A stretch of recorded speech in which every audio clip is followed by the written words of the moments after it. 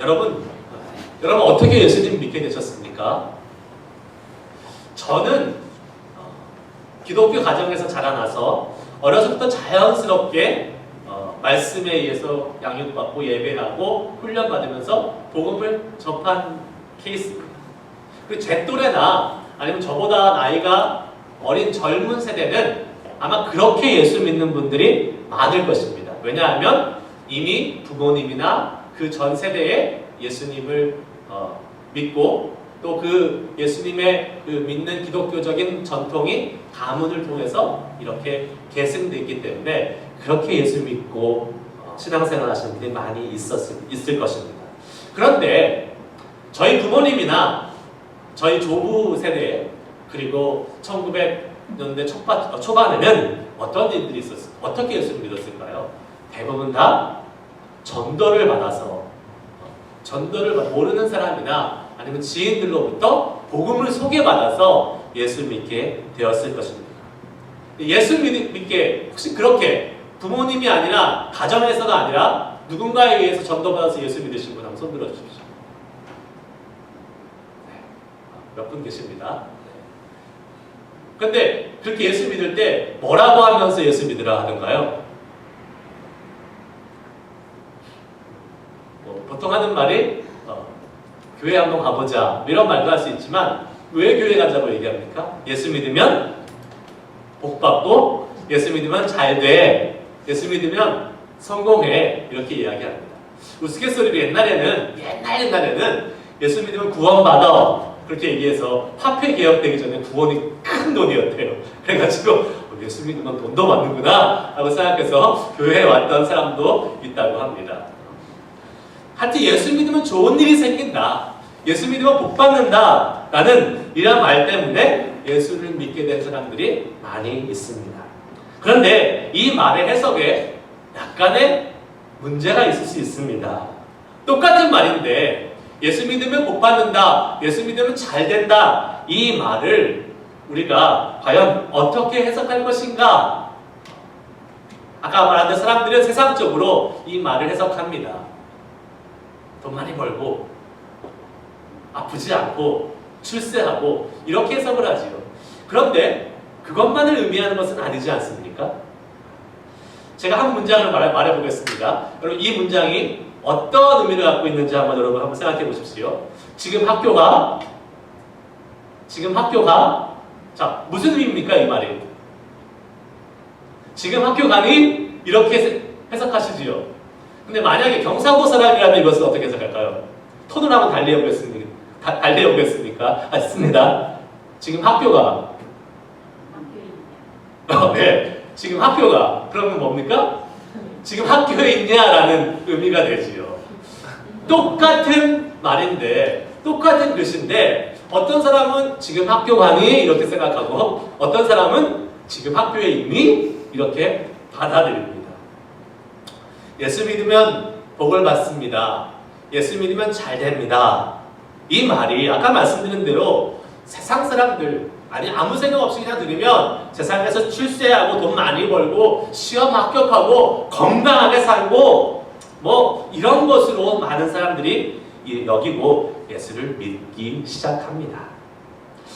어쩌면 우리도 마찬가지일지 모르겠습니다. 예수 믿고 성공해서 잘 살아보고 싶은 마음에 그런 동기를 가지고 예수님을 믿기 시작했다면 그것이 거짓말은 아닐 것입니다. 세상의 기준에서 성공하고 잘 되는 것도 예수 믿는 복 중에 하나이지만 여러분 그것만이 예수 믿는 복이 아니지 않습니까? 영적인 복이 있습니다. 하나님의 자녀가 되는 놀라운 복이 있습니다. 하나님의 자녀가 되어서 영원한 생명을 갖는 놀라운 복을 얻는다면 세상에서 비록 성공하지 못해도 비교할 수 없는 영원한 복을 받았기 때문에 우리는 복받은 사람인 줄 믿으시길 바랍니다. 이렇게 예수 믿는 복이 많은 다른 의미를 내포하고 있는 것을 볼 수 있을 때에 오늘 본문은 그것을 통해서 과연 우리가 예수 믿어서 얻을 수 있는 복, 그것이 무엇인지에 대해서 다시 한번 다른 의미의 복을 이야기해 주고 있다고 볼 수 있습니다. 오늘 6월절을 지키기 위해서 많은 사람들이 예루살렘으로 올라옵니다. 근데 오늘 본문 말씀에 의하면 20절을 보면 명절에 예배하러 올라온 사람 중에 누가 있었다 그럽니까? 헬라인 몇 명이 있었다라고 이야기합니다. 헬라인 몇 명이 예수님을 만나고 싶어 했어요. 이들이 헬라인 몇 명이 예수님을 만나고 싶어 하는 것이 뭐 큰 대단한 사건입니까? 뭐 수백 명이 온 것도 아니고 수천 명이 온 것도 아니고 여기 본문에 보니까 헬라인 몇 명, 손에 꼽을 수 있는 몇 명이 예수님을 만나보고 싶다고 했어요. 그런데 그 사건이 성경에 지금 기록되어 있습니다. 그들 중에 제자 한 명을 찾아갑니다. 누굴 찾아갔습니까? 빌립을 찾아갑니다. 왜 빌립을 찾아갔을까요? 빌립이라는 이름이 헬라식 이름이기 때문에 그렇습니다. 지금 헬라에서 온 헬라인들이 아마도 제자들이 이름을 부르는 것을 들었던지 아니면 헬라인이었기 때문에 미리 빌립과 함께 어떠한 관계가 있었는지 모르겠지만 빌립에게 가서 예수님 좀 만날 수 있을까요? 라고 이렇게 물어봅니다. 예수님 좀 만나게 해주세요. 라고 물어봅니다. 그러자 빌립이 안드레에게 이 사실을 전하고 두 사람이 같이 예수님께 가서 여쭙습니다. 예수님, 지금 헬라 사람들이 와서 예수님을 만나고 싶어 해요. 어떻게 할까요? 라고 물어봅니다. 그런데 그렇게 물어보는 이 빌립과 안드레의 마음에 어떠한 마음이 있었을까요? 여러분, 제가 생각해 보니까 이런 마음이 들었을 것 같아요. 와, 예수님이 진짜 대단한 슈퍼스타인가 보다. 지금 유대 땅, 우리나라뿐만 아니라 유대 땅을 벗어나서 다른 나라에서까지 사람들이 예수님을 만나러 올 정도로 예수님은 인터내셔널 슈퍼스타. 우와, 예수님의 명성이 우리 유대 나라뿐만 아니라 세계를 향해서 가고 있구나. 나는 그러한 마음에 나는 그러한 예수님을 따라다니는 제자야. 나는 그러한 마음이 들었을 거예요. 마음속에 뿌듯함이 있었을 것입니다. 어깨에 힘도 들어갔을 거예요. 와, 나는 그러한 예수님을 따라다니는 제자야. 사실 충분히 그러한 마음이 들 수 있었을 거예요. 오늘 본문 말씀 전에 있는 요한복음 12장 12절과 13절 말씀을 같이 읽어보겠습니다. 예수님이 예루살렘에 들어오실 때 어떠한 대접을 받고 들어오셨는지 같이 크게 읽어보겠습니다. 시작! 그 이튿날에는 명절에 온 큰 무리가 예수께서 예루살렘으로 오신다는 것을 듣고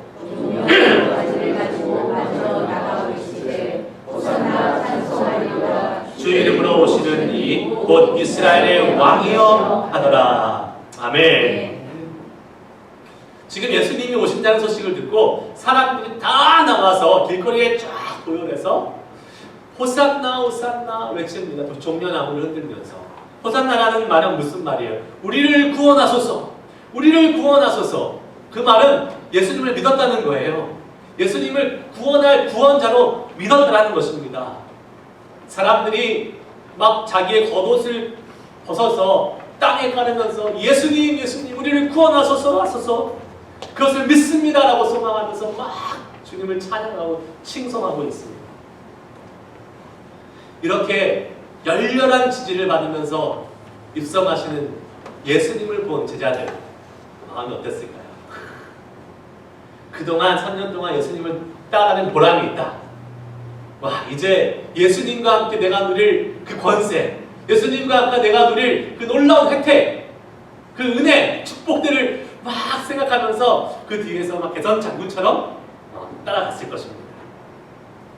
그런데 여러분, 아까 분명히 지금 헬라 사람들이 와서 예수님을 만나고 싶어요 라고 예수님께 물어봤는데, 예수님이 그렇게 그러한 기대를 하고 있던 제자들의 기대와는 달리 조금 다른 엉뚱한 대답을 하십니다.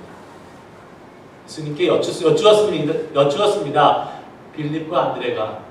근데 예수님의 대답은 무엇이었습니까? 23절 말씀 같이 한번 읽어볼까요? 시작! 예수께서 아멘. 지금 예수님 만나러 왔어요 라고 했는데 예수님은 그럼 뭐라고 대답해야 돼요? 그래, 만나자. 지금 바쁘니까 만나지 말자. 이렇게 대답해야 되는데 예수님은 그 질문과 전혀 상관없는 엉뚱한 대답을 하십니다.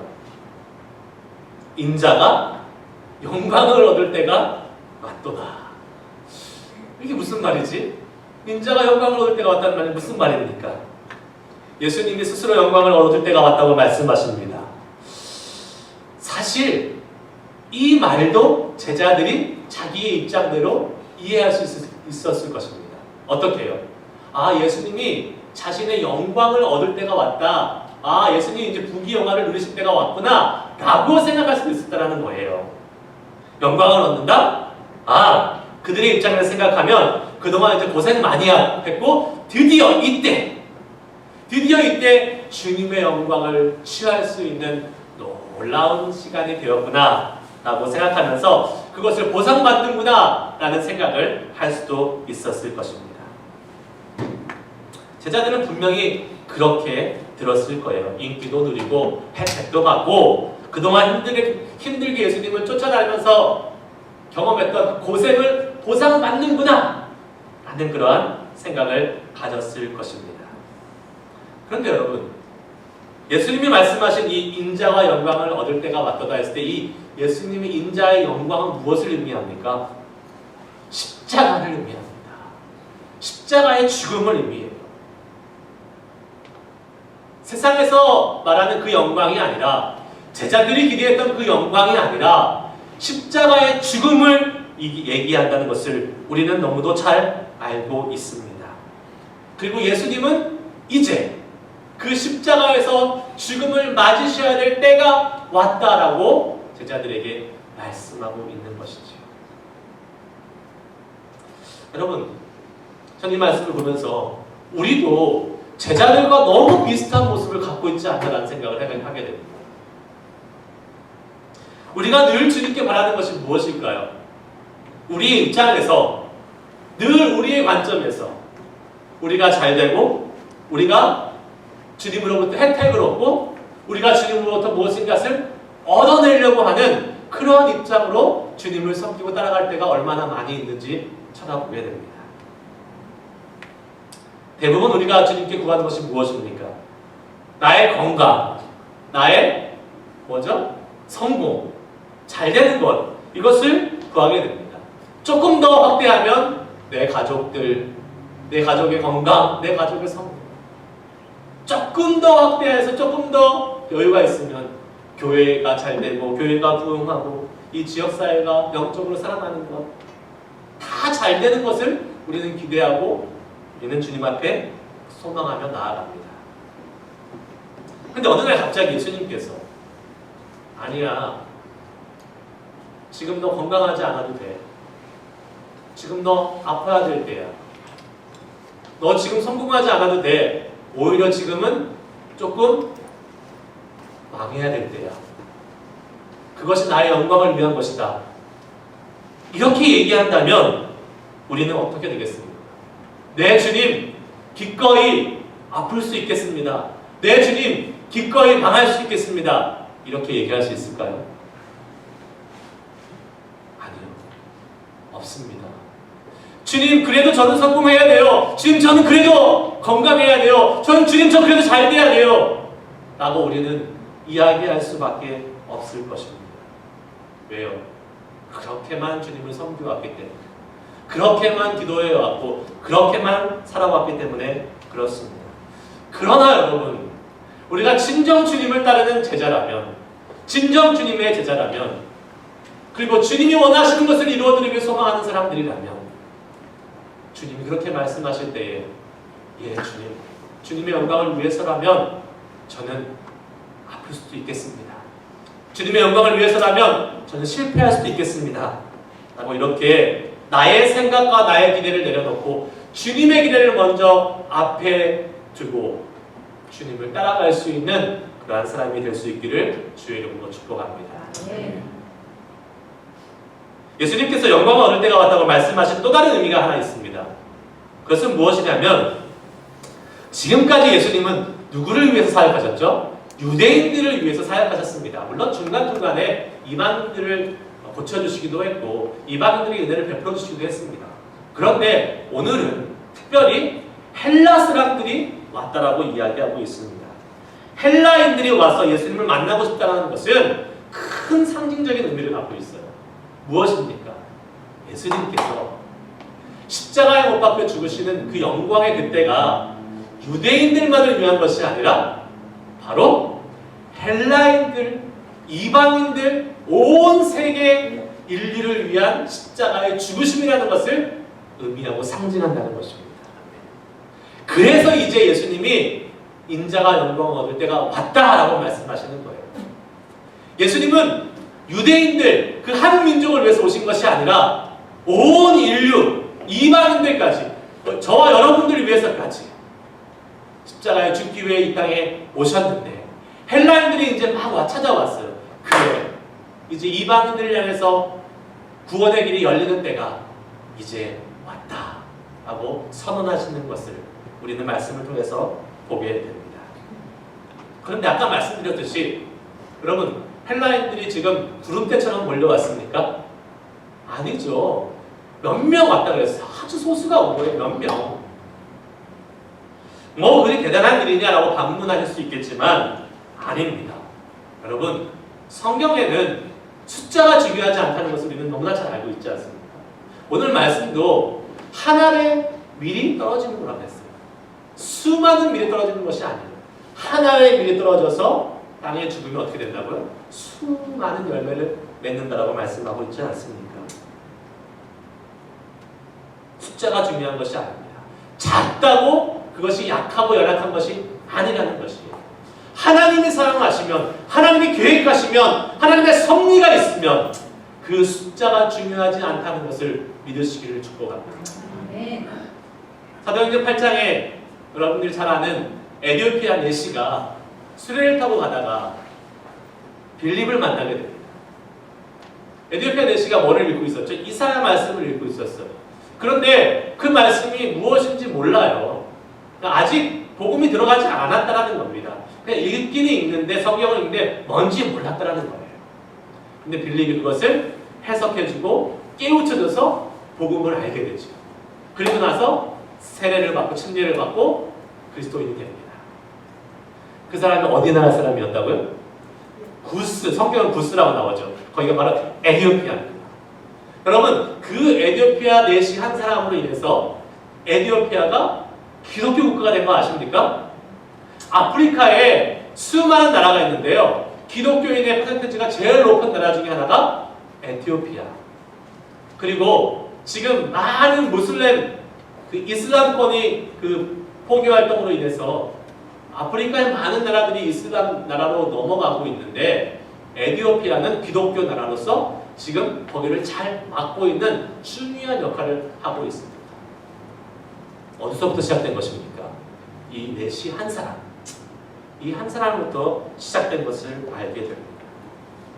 사람이 적다고 실망하거나 무시해서는 안 됩니다. 우리는 자주 숫자에 의해서, 이 계산에 의해서 적으면, 많지 않으면 실망하고 포기할 때가 많이 있지 않습니까? 그러나 우리는 기억해야 됩니다. 하나님의 일하심은 숫자에 있지 않습니다. 하나님의 계획과 하나님의 섭리에 있음을 믿으시길 주의 이름으로 축복합니다. 아멘? 우리가 지금 작은 인원이 모였어요. 하지만 작은 인원이지만 하나님의 섭리와 계획이 있으면 우리는 하나님의 일을 감당할 수 있는 교회가 될 수 있을 믿습니다. 아멘? 숫자의 크고 작음에 하나님의 일에 성패가 있는 것이 아닙니다. 작고 크고가 중요한 것이 아니라 과연 하나님의 섭리와 계획이 그곳에 있느냐 없느냐가 중요한 것입니다. 그런데 이 하나님의 섭리에는 중요한 한 가지 원리가 있습니다. 그것이 바로 무엇이냐? 죽음의 원리입니다. 오늘 말씀 24장의 말씀을 같이 읽겠습니다. 시작. 내가 진실로 진실로 너희에게 이르노니 하나님의 일이 땅에서 죽지 아니하면 하나님의 이루고 죽으면 많은 열매를 맺느니라. 아멘. 예수님이 말씀하신 이 영광은 제자들이 생각했던 영광과는 완전히 다른 것이었습니다. 하나의 밀, 여기서 하나의 밀은 예수님을 이야기합니다. 그리고 죽는다는 것은 무엇입니까? 십자가의 죽으심을 이야기하죠. 그러면 어떻게 된다고요? 많은 열매를 맺는다. 즉 모든 인류가 구원을 받고 하나님의 자녀가 된다. 라는 이 구원의 열매를 이야기해주고 있는 것입니다. 예수님의 영광은 많은 사람의 영혼을 구원하시기 위해서 자신의 생명을 버리는 것이었습니다. 그리고 그 구원의 길은 온 세계로 확장되어서 수많은 사람들이 통해서 열매를 맺히는 놀라운 사건인 것입니다. 예수님이 이 땅에 오신 진정한 이유, 온 인류를 구원하시기 위한 구원의 길을 여시는 십자가의 죽음의 때가 바로 지금 예수님이 말씀하시는 그때에 있었음을 예수님은 알고 계셨습니다. 예수님 한 분의 죽으심으로 인해서 수많은 사람이 구원하는 얻는 놀라운 은혜를 입은 것을 믿음으로 고백하며 감사 올릴 수 있는 우리 모두가 될 수 있길 주의 이름으로 축복합니다. 한 4, 5년 전에 한 책이 큰 반향을 불러일으켰던 베스트셀러로 꼽혔던 책이 하나가 있습니다. 한국에서. 그 책의 이름은 그 청년 바보 의사라는 책입니다. 그 청년 바보 의사. 그 주인공의 이름은 의사, 청년 의사였던 안수연 씨입니다. 33살의 나이로 생을 마감했기 때문에 그래서 청년 의사라는 타이틀이 붙었던 것 같아요. 그 사람이 군대에서 군의관으로 근무하다가 원래 군의관들은 그냥 보통 차에 이렇게 쉬면서 가만히 있는데 병사들과 같이 함께 교제하고 밥 먹고 하기 위해서 이 잔디밭에서 같이 식사하며 교제했는데 나중에 그 잔디밭에서 이렇게 상처가 났는지 유행성 출혈로 이 의사가 33세의 생을 마감하게 되는데요. 놀라운 사실이 하나 벌어졌습니다. 이 청년의 이 안수연 씨의 장례식에 무려 4,000명이나 넘는 조문객이 몰려왔다는 사실에 큰 뉴스거리가 되었습니다. 기독교인이었죠. 기독교인 장례치고 한경직 목사님 이후로 그렇게 많은 장례 조문이 인파가 온 적은 처음이었다고 합니다. 이 사람이 유명한 어떤 뭐랄까요, 큰 연구에 업적을 낸 학자도 아니었고, 그렇다고 어느 한 분야에 아주 유명한 서전도 아니었고 그냥 평범한 내과 의사였습니다. 그런데 이 수많은 조문객들이 몰려와서 이 젊은 청년의 죽음을 안타까워하며 애도했다는 이 사실이 큰 사람들이 왜 그랬을까라는 질문을 갖기 시작했습니다. 그의 장례식장에서 몰려온 사람들은 그를 한때는 미워했던 동료 의사들도 있었고, 왜냐하면 이 청년이 나중에 알고 보니까 그 한국에서 의료 의사들이 파업을 하면서 그 의료하는 것을 보이콧할 때가 있었는데 의사들이 다 거기 참여하는데 이 안수연 씨는 나는 환자를 두고 못 간다고 해서 온갖 비난을 받으면서 병원을 지켰다고 하더라고요. 그래서 적들이 생겼죠, 다. 그런데 그 동료 의사들도 많고 병원에서 일하는 직원들, 특히 허드렛 일을 하는 청소부들, 또 특이한 사람은 병원 1층에서 구두를 닦는 한 구두 닦기 아저씨가 있었는데 이 사람이 와서 나중에 인터뷰를 하는데 이렇게 이야기했대요. 제가 수십 년 병원에서 일했는데 자기한테 와서 깍듯하게 인사하는 의사는 안수연 씨가 유일했습니다. 이렇게 이야기를 했더래요.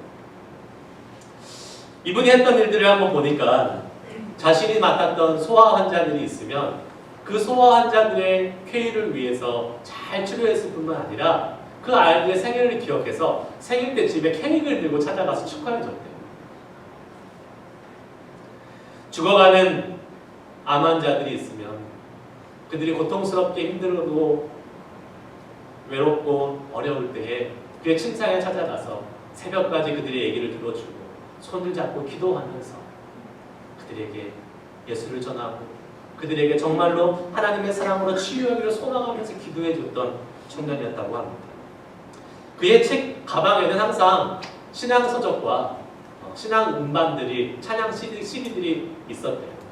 1년에 그가 나눠주었던 책과 CD를 합하면 300여 권이 넘는, 그러한 300개가 넘는 참 많은 양의 CD와 책을 나눠주었는데 그냥 준 것이 아니라 그 사람들의 상황에 맞춰서 줬다고 하더라. 그러니까 상황에 맞는 책과 CD를 받아본 사람들이 그 책과 CD를 통해서 위로를 받고 회복을 얻고 상처의 치유를 받고 예수를 믿고 하는 일들이 벌어졌다고 합니다. 그를 통해서 하나님을 만난 사람이 있었고 그를 통해서 하나님의 사랑과 하나님의 위로를 경험한 사람들이 많이 있었던 것이죠. 그는 떠났습니다. 그런데요, 그의 모습을 본 많은 사람들이 도전을 받았대요. 그의 모습을 보고 도전을 받아서 그와 같은 삶을 살고자 하는 후배 의사들이 새벽 늦은 시간까지 환자들의 사연을 들어주고 그의 손을 잡고 기도해주고 있으면서, 그러면서 아침 자기 브리핑에는 늦게 가는 일도 벌어지고 있고, 그의 제자들은 자기가 맡은 그 양들을 섬기면서 책과 간식을 나눠주고 하는 일들이 계속 진행되고 있다고 합니다. 그래서 그 청년 바보 의사라는 이 책을 엮은 저자는 맨 마지막에 이러한 말로 마무리하고 있다고 합니다. 그는 부재 중이지만 그의 사역은 진행 중입니다. 한 사람의 삶, 그것도 인생을 길게 산 것도 아니고 30대 짧은 나이로 살았지만, 한 사람의 짧은 인생이지만 그 사람의 희생과 헌신을 통해서 하나님의 사랑이 지금도 여전히 수많은 열매로 맺혀지고 있다는 사실은 우리에게 큰 도전을 주고 있으리라고 믿습니다. 숫자가 중요한 것이 아닙니다. 한 사람이지만, 짧은 인생이지만 그것을 통해서도 하나님은 일하시고 계십니다. 로마서 5장 15절 말씀을 한번 읽겠습니다. 같이 읽겠습니다. 시작. 그러나 이 은사는 그 범죄와 같이 아니하니 곧 한 사람의 범죄를 인하여 많은 사람이 죽었은즉 더 하나님의 은혜와 또한 한 사람 예수 그리스도의 은혜로 말미암은 선물은 많은 사람에게 넘쳤느니라. 아멘. 한 사람이 통해서 범죄가 들어왔을 수도 있고, 한 사람 예수 그리스도를 통해서 어떻게 됐다고요? 은혜가, 선물이 많은 사람에게 어쩌다고요? 넘쳤다라고 말씀하고 있습니다. 여러분, 예수님 한 분의 죽으심으로 말미암아 많은 사람에게 은혜와 구원의 선물이 넘쳐나게 되었습니다. 저는 소망합니다. 우리가 예수님의 구원을 줄 수는 없습니다. 그러나 그 구원을 전하는 축복의 통로는 될 수 있습니다. 아멘? 저는 저와 여러분이 그런 사람이 되기를 소망하며 축복합니다.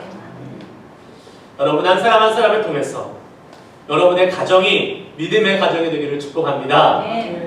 여러분의 가정에서 아직 예수님을 모르는 사람이 있습니까? 예수님을 믿다가 실족해서 예수님을 떠난 사람이 있습니까? 여러분 한 사람이 축복의 통로가 되어서 그들을 구원하는 놀라운 은혜를 나눠줄 수 있는 사람이 될 수 있기를 주의 이름으로 축복합니다. 여러분 한 사람 한 사람을 통해서 여러분이 일하는 그 직장의 터전이 주님의 축복이 되는 곳이 되길 수 있기를 소망합니다. 날마다 피 튀기는 현장이잖아요. 살벌한 현장이잖아요. 경쟁 속에서 살아남아야 되는 그런 상황이잖아요. 목사님 직장생활 안 해보셔서 잘 모르시나 본데 그곳에서 어떻게 예수님의 사랑을 나눌 수 있겠습니까? 라고 반문할 수 있을지 모르겠어요. 직장은 찔러야 되고 쪼아줘야 되고 압박해야 되고 갈구해야 되는 곳이에요 라고 많은 사람들이 이야기합니다. 네, 잘 압니다. 그러나 여러분, 그것이 하나님의 방법이 아니라는 것을 여러분 잘 알고 있지 않습니까? 사람을 무시하고 사람을 인격을 모독하고 그 사람을 찔르면서 쪼으면서 압박하면서 일하는 것이 하나님의 뜻입니까? 아닙니다. 그렇다면 우리는 하나님의 방법을 만들어가야 되지 않겠습니까? 다른 사람들이 세상의 방법으로 해도 우리는 하나님의 방법으로 해야 되지 않겠습니까? 그런데 그러기 위해서는 어떻게 해야 됩니까? 오늘 말씀을 우리에게 알려주고 있습니다. 죽어야 된다. 나의 인격과 나의 이득과 내 것을 포기하면서 희생하며 섬길 때에 그 열매가 맺혀진다고 오늘 말씀은 우리에게 증거하고 있습니다. 이 말씀을 그냥 성경책에 있는 말씀으로 놓지 마시고 우리의 삶에서 적용하면서 조금 더 헌신하고 조금 더 희생하고 조금 더 섬기며 조금 더 포기하면서 저와 여러분 한 사람 한 사람을 통해서 수많은 열매들이 우리의 가정과 직장과 이 지역사회에 맺혀지는 것을 경험할 수 있기를 주의 이름으로 축복합니다. 네. 기도하시겠습니다.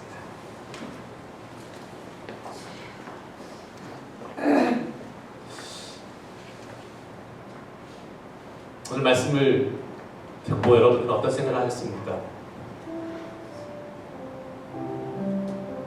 우리 거창하게 하나님 우리의 목숨을 내놓겠습니다. 이렇게 이야기하지 맙시다. 그거 쉽지 않은 일이에요. 목숨은 아니더라도 목숨까지는 아니더라도 주님을 위해서 내가 내어놓고 주님을 위해서 내가 희생하고 주님을 위해서 내가 헌신해야 될 것은 무엇입니까? 나 한 사람이라고 실망하고 하지 않았던 부분이 무엇입니까? 에이, 나 한 사람이 한다고 무엇이 바뀌겠어? 무엇이 변하겠어? 그렇지 않습니다. 하나님의 밀이 떨어졌을 때에 많은 열매가 맺힌다고 말씀하신 것처럼 우리 한 사람 한 사람의 내려놓고 희생하고 헌신을 통해서 주님의 영광이 드러날 것을 믿고 우리 함께 기도하며 결단하며 나아가도록 하겠습니다. 기도하시겠습니다.